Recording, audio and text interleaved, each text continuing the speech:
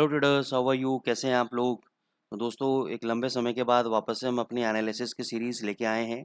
और आइए स्टार्ट करते हैं और आपको बताते हैं कि कहाँ कहाँ पे आज कमाने के मौके मिलेंगे, कौन कौन से फंडामेंटल फैक्टर्स हैं। क्योंकि मेरी तबीयत काफ़ी टाइम से ठीक नहीं थी और अभी भी 80% रिकवर हुआ है, 20% अभी भी रह गई है, लेकिन कोई बात नहीं। आज हम चालू करते हैं।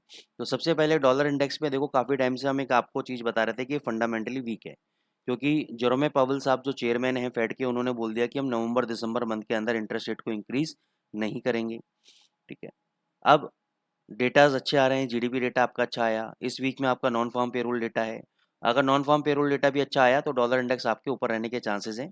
और जेरोमे पावेल साहब ने हिंट दे दिया है कि अगर डेटाज अच्छे आएंगे तो हमें 0.25 बेसिस पॉइंट बढ़ाने में हमें कोई भी दिक्कत नहीं है। सेकेंडली, वो कहते हैं कि अगर हम इंटरेस्ट रेट ना भी बढ़ाएं अभी, ठीक है, इन्फ्लेशन अभी जो है वो वहीं का वहीं है। ठीक है, अगर हम इंटरेस्ट रेट ना भी बढ़ाएं तो ट्रेजरी यील्ड्स ऑलरेडी आपके हायर लेवल पे चल रहे हैं।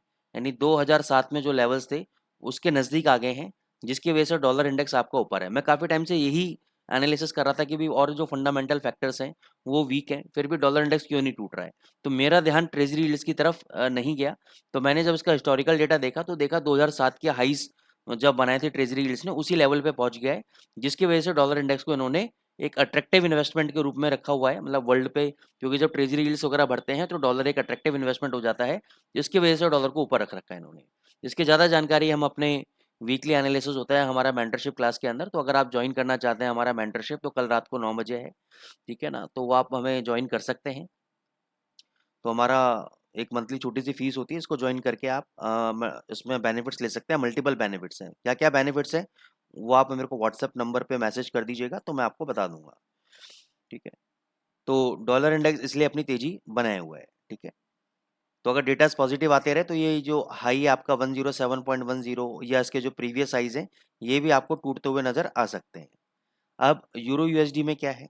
यूरो यूएसडी में जब मैंने लास्ट टाइम वीडियो रिकॉर्ड किया था 25 तारीख को, मैंने बोला था यहाँ से भाई एक तेजी की उम्मीद बन सकती है, लेकिन मैं यहाँ बाई नहीं करूंगा। हो सकता है कि शाम को ये ब्रेकआउट कर दे और मैं 520 से 530 के बीच में बाई करूंगा। तो ये देखो 520 से 530 के बीच में आया और मैंने कहा था यहाँ से 30 पिप मिलेगा आपको, तो आपको प्रॉफिट बुक कर लेना है। हालांकि आपको ज़्यादा मिला, लेकिन 30 पिप का हम प्रॉफिट काउंट करेंगे। बहुत ज़बरदस्त प्रॉफिट हमें यहाँ पे देखने को मिला है। तो एग्जैक्ट हमारे जोन पे आया 520 से 530। आप मेरा पुराना वीडियो जाके चेक कर लीजिए 25 तारीख का, आपको यही लेवल मिलेंगे और यहीं से आपको 30 पिप मिले। जिन लोगों ने फॉलो किया उनको बम्पर कमाई हुई।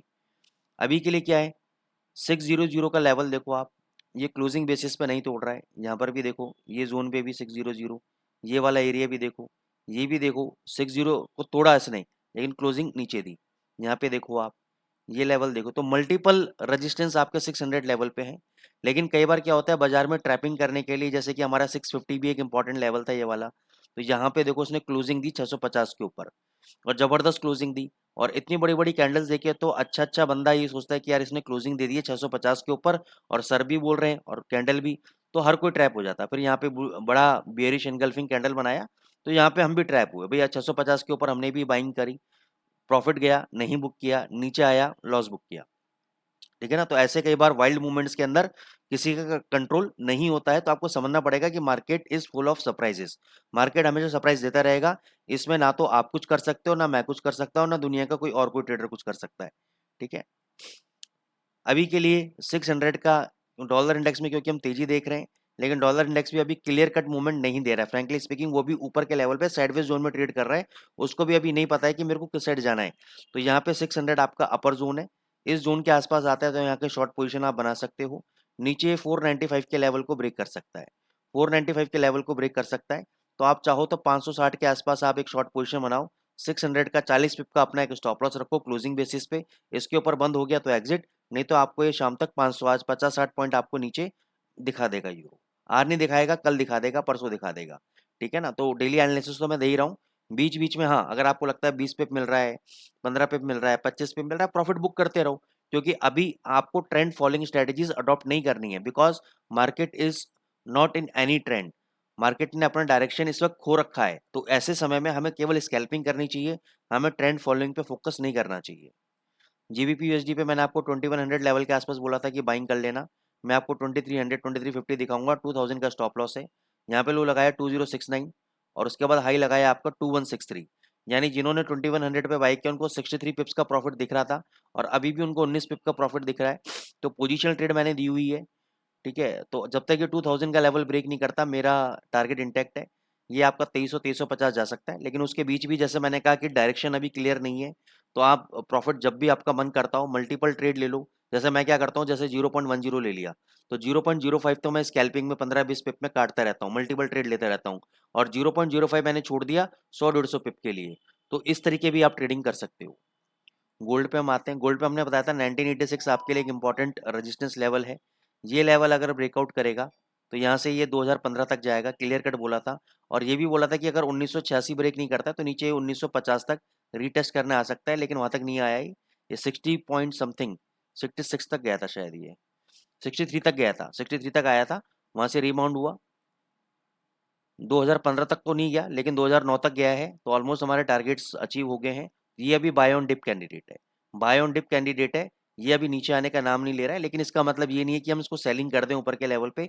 सेलिंग अभी नहीं करनी चाहिए। यस, बहुत ज़्यादा बग गया है, टेक्निकली करेक्शन आना चाहिए, करेक्शन ड्यू है इसके अंदर। जिस हिसाब से इसने रैली दी है करेक्शन बनता है। देखो ऐसी रैली कुछ इसने यहाँ पे दी थी, इस रैली से आप आइडिया ले सकते हो, ठीक है ना। फिर उसने यहाँ पे बेरिश इनगल्फिंग बनाया डेली पे और फिर एक अच्छा खासा करेक्शन दिया, लेकिन वापस इसने हाई पे ब्रेक किए। तो यहाँ पे आप ये रैली को रिलेट कर सकते हो।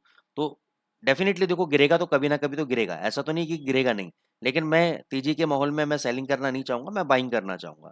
मैं कहाँ बाइंग करना चाहूंगा, पहले तो आप समझो कि जब तक इसका 1950 का लेवल, ये जो लेवल है आपका, जब तक ये ब्रेक नहीं होता है, ये एक अप ट्रेंड के अंदर है, डाउन ट्रेंड के अंदर नहीं है, और वो भी क्लोजिंग बेसिस पे। तो बाइंग इंपॉर्टेंट सपोर्ट लेवल का है, इंस्टीट्यूशन के हिसाब से इंपॉर्टेंट सपोर्ट लेवल 1980 है, 1970 है, 1960, ये 3 लेवल्स हैं। तो इन 3 लेवल्स पे आप एवरेज कर सकते हो, पोजिशनल ट्रेड ले सकते हो, 2015 का टारगेट ले सकते हो। इमीडिएट बेसिस पे अभी जो रेजिस्टेंस है 2015 का न होके 2025 का रेजिस्टेंस है। तो यानी अगर ये डिप मारता है तो यहाँ पे बाय करो, टारगेट आपके ऊपर को 2025 तक मिल सकते हैं। लेकिन अगर यहाँ से गिरने लगा, 80 भी छुएगा, 70 भी जाएगा, 60 भी जाएगा, 50 का आपका फाइनल स्टॉप लॉस है, ठीक है। तो वो स्टॉप लॉस को समझते हुए, मार्केट की मूवमेंट को समझते हुए आपको पोजीशन बनानी है, क्योंकि 1950 के नीचे क्लोज हो गया तो ये वापस 1920 तक भी आ सकता है और $1900 तक भी आ सकता है। ये भी मैं आपको बता रहा हूँ, इतना भी बड़ा करेक्शन आपको गोल्ड के अंदर देखने को मिल सकता है, ठीक है। तो इस चीज़ का आप जरूर ध्यान रखें। दोस्तों, अगर आपको एनालिसिस पसंद आ रही है अपने दोस्तों से शेयर करें, लाइक करें। एडवांस कोर्स करना चाहते हैं, नंबर दिया हुआ है। मैं बेसिक से एडवांस का ऑलरेडी हमारे कोर्सेज चल रहे हैं, आप ज्वाइन कर सकते हैं। मल्टीपल चीज़ें हम इसमें और भी नए कॉन्सेप्ट्स लेकर आ रहे हैं अभी, तो ज़रूर आप उसको देखें एक बार। मेंटरशिप ज्वाइन करना चाहते हैं, आपको फंडामेंटल की नॉलेज है, टेक्निकल नॉलेज है, सेंटीमेंट है, आप मेंटरशिप ज्वाइन कर लें ताकि आपकी ट्रेडिंग के अंदर और भी ज़्यादा इंप्रूवमेंट हो सके। Thank you so much.